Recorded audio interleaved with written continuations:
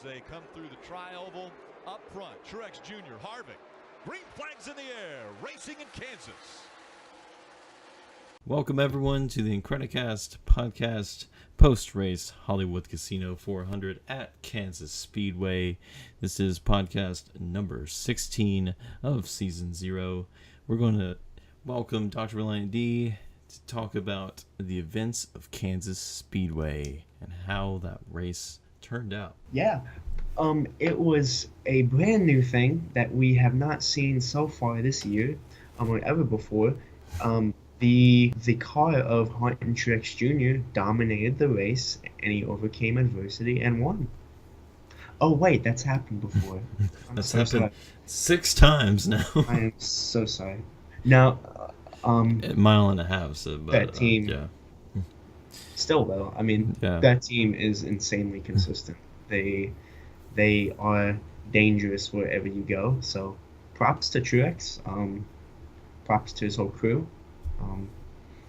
Yeah, really good race though. Yeah.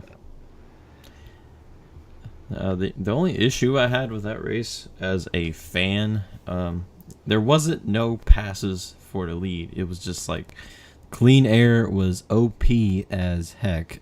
It's like when Kevin Harvick got out there, he was like 5 seconds ahead, 3 to 5, somewhere in there. Kyle Busch, same thing. Truex, he got it. He was gone. Basically had to get the lead over pit stops or fresher tires. That's the only way you could pass. So it's just crazy. It's just like Charlotte all over again. Yeah, well, but that's what happens when they put down the PJ1 eventually. Yeah. But rewinding the race all the way to the beginning, we saw something we saw every day of the playoffs, basically. Truex dominates the first 30-40 laps, but then Truex had a restart violation, which if you're still unsure of how he got that violation, it was the new rule that Kansas decided. You can't go under the white line for whatever reason. It's just the white line is like the no-no zone. You can't go. And yeah, because NASCAR is as consistent as the weather in England. So they had to be themselves, and so they decided to change up and have a brand new rule that they pulled from the rear end. So which at least NASCAR is consistent with being inconsistent. Yeah. I'll give that to them. At least they're giving us stuff to talk about in these podcasts when we have boring races. So, but another news line of this race, the 21 car of Ryan Blaney had to start in the very last position. His qualifying lap time was considered encumbered, disqualified, had to start last because of a package plate. I think that's what it was called. Just a little off on that, and that sent him to the back. Everyone is like, he's not going to get stage points, but he makes his way up to 5th and gets some stage points in that first stage. So that was pretty impressive by the Wood Brothers team. Yeah, very, very impressive to see him come all the way up from last. Even though I know the Fords have a theme of having races and qualifying positions encumbered this year. But for that car, a Penske car, really, to come all the way back up through the field and survive all that when he needed to at Kansas to advance, major props to Ryan Blaney and that 21 team. Yeah. One key that helped him get those stage points was the competition caution, which allowed him to stay out, and he held his position pretty well. Only lost 5 spots, and that was pretty cool. But the ultimate stage 1 winner was Kyle Busch. That's the 11th time we saw that this season. Yeah, he had to perform above his teammate Matt Kenseth. sorry, excuse me, and the 7-time champion of the 48 car, Jimmy Johnson, and he was out there. He was out there in force. That whole 18 team at Kansas were so consistent all day long. They fought through the field after pit stops. You know, clean air, as you said, was the game changer for the leader. However, the 18 car, he was one of those cars that no matter what happened, where he was, he could get back up there. So yeah. But stage 2, we had a major playoff implication for a dominant team, you could say. Yes. Kyle Larson, his engine just gave up on him. He was like, no, I don't want to be in the playoffs. Get me out. Very shocking. Which is extremely ironic, because last year at this time, we had the 78 car, Martin Truex Jr. At Talladega, when Talladega was the last race in this round. He was a sure-in to advance to the round of 8, and his engine blew up. So that's 2 years in a row that we've had a major title contender that we never really talked about before the race, about having issues, but he, you know. Which I remember in the last podcast I said, no one is safe, even the second place or third place car of Kyle Larson. Exactly. And you called him out. You put a hit on him. I called it. But with that caution of Kyle Larson, we had a 1 lap or 2 lap shootout. I believe it was 1 lap. But Hamlin gets the win of the stage, which would ultimately give Harvick the lead because Hamlin stayed out. So did the 48, the 88, a couple more cars. But ultimately that gave Harvick the lead. And when stage 3 began, Harvick just he's pulled away 3-4 seconds, you know, clean air. It wasn't that Harvick had a weaker car than 78 and the 18. It's just that clean air that we talk about so much. Yeah. Oh yeah, we've seen it all over the place. Mile and a halves, you know. It's so important. Just yeah, in the clean air, your car has a lot more downforce, and cars that aren't as dominant as others, they can look like they are a lot better, proving that. And we saw with the Ford car, we saw with the 18, we saw with the 78. So yeah, good for first place car leading the race always has the best chance to win. Yeah, seems like. But Harvick's ultimate issue of why he couldn't win was Jimmy Johnson crashes 2 or 3 times. That last time, Kyle Busch had a good run on the outside and managed to take the lead from Harvick. Before Harvick could do anything about it, we had another big crash, and that gave Kyle Busch the ultimate clean air. And so that's how Kyle Busch got that position back. But Truex had fresher tires, fought back, and got the lead again. He basically just took off with it. That clean air was king. And we had some fuel mileage going on for a little bit. The 4 and the 18 decided to go in early in hopes to have the green flag pit stops, and they could go all the way. But, however, AJ Allmendinger decides to go spinning in the grass, and that basically put the 4 and the 18 a lap down. They had to take a wave around. Their days of winning is done. But the 4 car manages to get an 8th place finish. The 18 gets a 10th place finish. That does help them get into the round of 8. But Truex, as we said before, just dominated the race after he got the lead back. So Yes, exactly. That 78 car, no matter what happens to him, could turn his car into the Whelen modified version that Kevin Harvick had at Talladega after the wreck. If it can still run and still go, you know, that 78 is gonna be out there in force. So, Yeah. major props again to the 78 team. And yeah, so we talked about that, but the heard that the 78 car and also the 20, they had penalties and violations. So can you tell us a little bit more on that? Well, a 20 got into that big crash. The one I was talking about when Kyle Busch took the lead from Harvick momentarily, and then the crash happened. The 20 car goes into the pits under red flag, sort of like how Jimmy did. But their issue was too many men working on the car at once. Only 6 people can work on the car. And a 7th person came out there and helped them. I guess he didn't think that he would count for whatever reason, or he just didn't know the rule. But NASCAR's rule is if you have too many men working on the car, your day is done. Wow. You're going in the garage. You can't win a championship no more. And there is a lot of hate for this.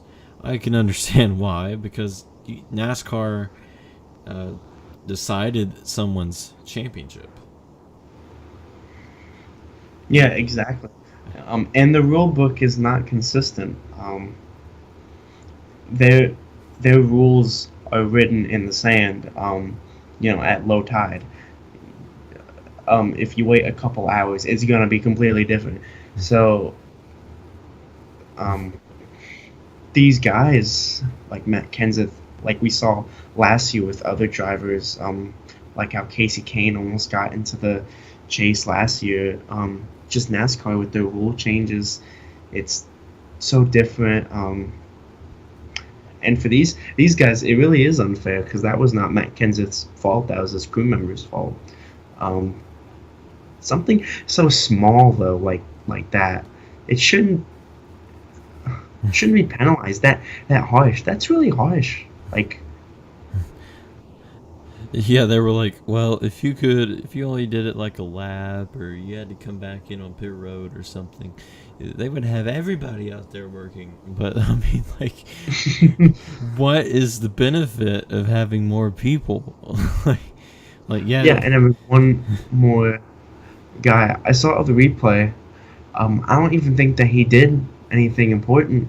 I think he was working, pulling off a tail off, or something like that. Like, he wasn't even working on repairs. So, flawed mistake for JGR's pit crew. But at the same time, the action that it received is not what it deserved at all. Yeah. It's the same thing that I said with the 48 at Talladega, is that is something that is, it's a huge overreaction. That's a huge overreaction to that. So yeah, I'd understand if they're out there like putting like illegal parts on the car to make it faster. You know, that would be something that is garage worthy. But yeah, but not like, oh, you had one more guy doing something on the car and cutting something off. Yeah, okay, garage you go.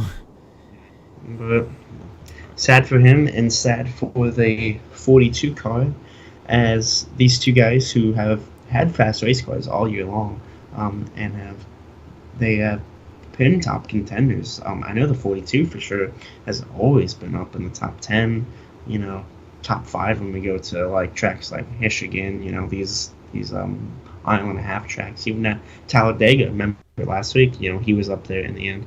Yeah. So sad for him, sad for the 20 team, but so who are 8 drivers who advance now to this last round before Homestead?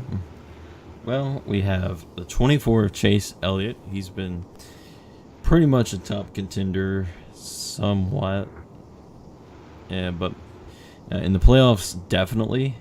We also have the 21 of Ryan Blaney. He's been somewhat of a threat to getting wins, top 5s. Had a few bad races, but he's still in the round of 8. And we have the 48 of Jimmy Johnson.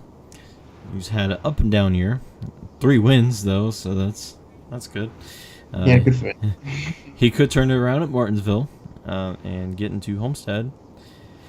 And also we have the 11 of Denny Hamlin, Toyota, Joe Gibbs. You know how it goes. Yeah, exactly. Got the 4 of Kevin Harvick. He's been consistent. Almost getting the win at Charlotte. Almost getting the win at Kansas. Almost getting the win at Dover, Chicagoland. He's been there, so he could. Atlanta. Yeah, Atlanta especially. Phoenix. Yeah. The moon, Mars, probably. I mean, he's the only non-Toyota, the 42 car, that is there all the time also. Yeah. So I commend that Ford team, and Kevin Harvick especially. Actually, well, I commend Kevin Harvick a little bit more than the Ford team because of their problems on pit road the past 80 years, but if they can fix the pit road problem, I think they're a good contender for Homestead if they can make it. So they're need to swap with the 14, again. Yeah. If it worked in 2014, it'll work again. So. However, continuing on, we have, of course, the 78. You know how he is at mile and a half, which Homestead is. Oh, okay. Yeah, But he's just. Homestead's not like a great track for him. That's the only worry for him, in my opinion. Yeah. It's true. Who knows? I mean, he's got a different car this year than he did last year, apparently. Yeah, exactly. And the cars that go to Homestead, the cars that are in the Final Four, they have a massive advantage. They are given, they are cheated up to look a lot better. So you have the cars that are up there, like oh wow, the Final Four cars are first, second, third, and fourth. Everyone wants to see that. So if he goes to Homestead, which he very most, probably will, as he is, not a big lead over fourth place. He's only got, 52 points. Oh, yeah. Just over a race, but...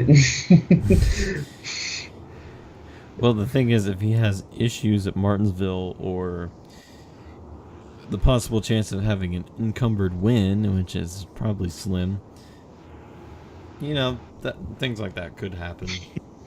So basically, if Kyle Busch, Brad Keselowski, and Kevin Harvick, second, third, and fourth, currently in points, win the 3 races in this round, and Truex crashes out in one of them, Truex will still go to Homestead. Yeah. Well, if Kyle Busch does not win a race and he has to win on points, and Truex wrecks enough for Kyle Busch passes him in the points, and we have 3 other winners in the playoffs, that is not the 78 or the 18. That would be a situation where he's not in, but I really doubt that happening. Yeah, it's possible, but it's just not probable. Because Truex has won half of the playoffs so far. Yes. Who has the other half? 2/3 Kyle Busch, 1/3 Brad Keselowski. So yeah. So. However, though, speaking of points, Kevin Harvick in 4th place and the 48 of Jimmy Johnson, they are actually tied for that last spot going to Homestead right now. And Kevin Harvick has the advantage because of his playoff points. But yeah, which that in itself is going to be extremely interesting. And Denny Hamlin is only behind them both by 3 points. Yeah. Blaney is behind Hamlin by 5 points, and Chase Elliott is behind him by 3 points. So, yeah. It's going to be very tight because we had, like Kevin Harvick said, if Truex wins and wins and wins, it's going to be a tight points battle for the Final Four. Oh, yeah. So he's either rooting for himself or Truex. So. Yeah, which the round of 8, now is when we see top contending cars not survive. Even then, the 42 didn't make it, but he got out because of a failure. But yeah, this is the round that we're going to see contending cars that could be at Homestead that won't make it to Homestead. So, and everyone's thinking the 78 is a definite lock into Homestead. We said the same thing about the 42. So, yeah, like I said at the Talladega race podcast, I'm going to say it again. Even the 78 is not safe. Just true. It is true. He's comfortable, but not safe. If he crashes at 2 of these races, which he's not too great at Martinsville, and he is decent at Phoenix. But if he crashes at Martinsville, and same thing happens at Phoenix, we may see our dominant champion become a not so much champion. And, which how crazy would that be to see the 78 not at Homestead? Wouldn't it be crazy if the 78 and the 18 does not advance into Homestead, and like everybody that's in the Final Four are like, who are these guys? Yeah, which I mean, currently everyone's playoff bracket is already messed up because of the 42 not making it, and the 41 actually getting knocked out in the first round. But yeah, things are currently starting to get extremely interesting. Well, before we get into the Martinsville preview, we have news regarding to Dale Earnhardt Jr. If Dr. Drrelientd, if you want to let them know about that. Yes, congratulations to Dale and Amy Earnhardt that they are expecting their first child together. So congratulations to them. Yeah. Yes. Which in our current day and age, it does not matter if it's a boy or a girl. That child is going to have racing talent, and we sure hope to see them here in the sport someday, because our future is not looking too great as it currently stands. So please. You're the one that can save us, little Earnhardt. Yeah, like the children of Jeff Gordon, Kevin Harvick, Kyle Busch, and Dale Earnhardt Jr. need to, sometime in the future, really need to come into NASCAR. But it'd be crazy if they're all on the same race team. Yeah. But a Martinsville preview, a short, flat track, and very flat, no banking at all. No banking at all. It is also known as the paperclip, and dominant people to look for. You have the 24 of Chase Elliott. He won a few stages the last time we were there. Led a few laps. Got to look out for him. Same thing as the 18. He won a race there.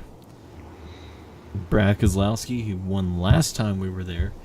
Might possibly see him because he did say this is a must-win situation for him to get into Homestead. True for him, which is very, very true, because the 18 and the 78 are going to be on it at Texas and Phoenix. Oh, yeah. So if you're an outsider looking in right now, which technically, he's currently in, but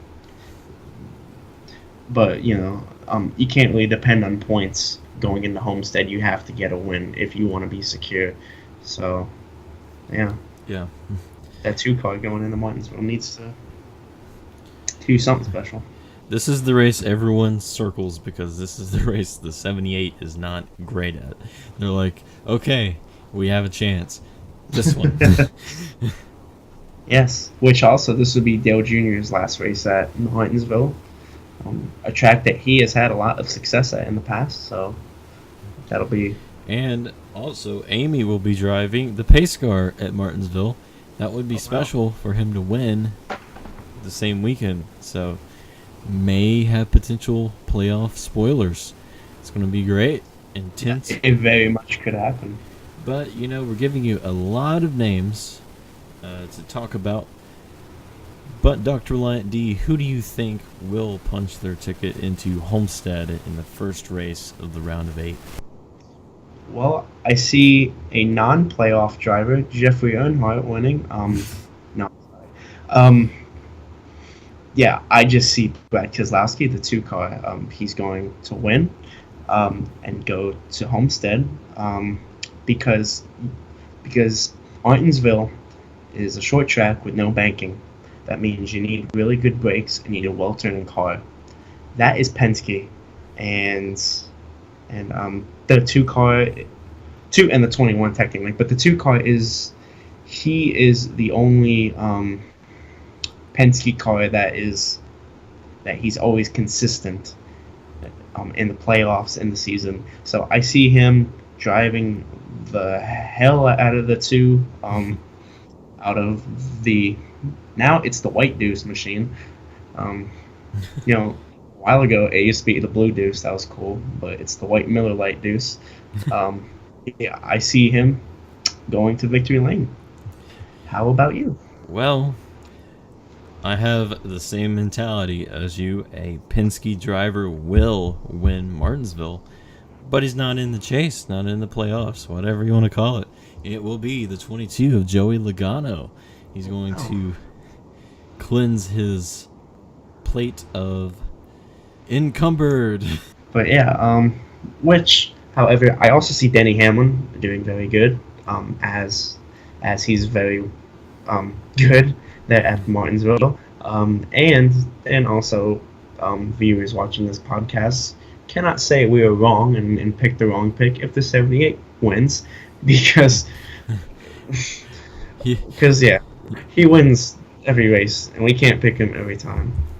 So. We don't want to pick him every time because it makes it like, oh, they're going to pick the 78-18 again. So we try to keep it interesting using past facts that have occurred and things that can possibly happen.